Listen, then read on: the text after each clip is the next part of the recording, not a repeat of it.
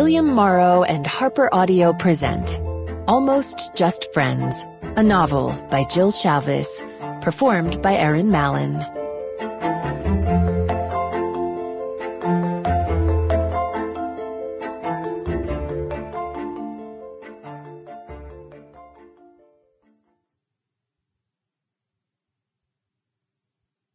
Chapter 1. Chin up, Princess, or the crown slips. Piper Manning closed her eyes and plugged her ears against the horror. She'd known this would happen even as she'd begged against it, but sometimes there was no stopping fate. She shook her head. You've survived worse. Just push through it. Pretend you're on a warm beach and there's a hot surfer coming out of the water. Wait. Scratch that. A hot Australian surfer coming out of the water, heading for you with a sexy smile and that accent. Someone tugged her fingers from her ears. Her best friend and EMT partner, Jenna. The torture's over, she said. You can look now. Piper opened her eyes. No warm beach, no sexy surfer.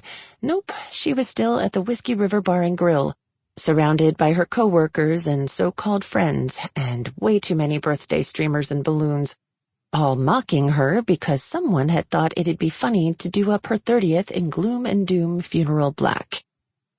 You do realize that turning 30 isn't exactly the end of the world, Jenna said.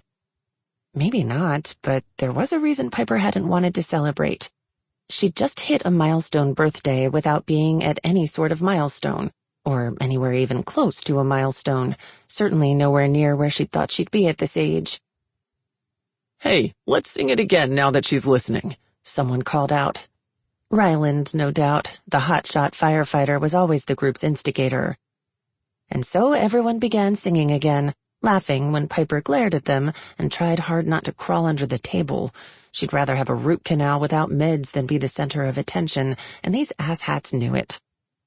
It's like you all want to die, she muttered, but someone put a drink in her hand, and since she was off duty now for 2 days, she took a long gulp.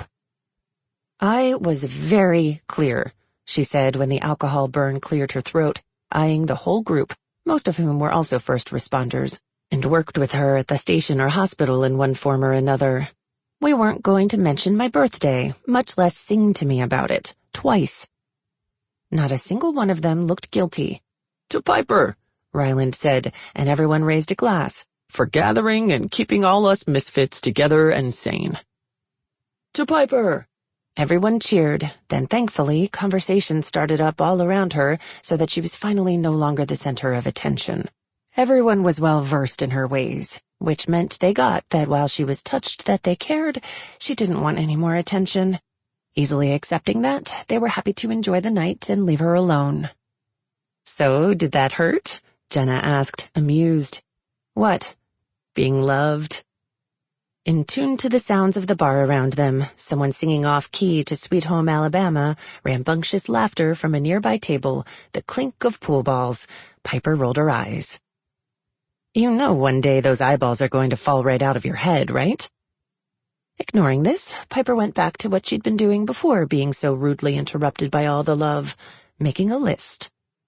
She was big on bullet journaling. She'd had to be. Making notes and lists had saved her life more than once. And yes, she knew she could do it all on a notes app on her phone instead, but her brain wasn't wired that way. Nope. She had to do everything the hard way and write that shit down by hand like in the dark ages. She flipped through some of her pages. Calendars, grocery lists, future baby names, even though she didn't plan on having babies. Passwords. Okay. Password, singular, since she always used the same one. Cookies are life 123. And then there were some random entries. Life rules. Occasionally, maybe make an effort to look nice. Don't cut your own bangs no matter how sad you are. Never, ever, ever, under any circumstances, fall in love.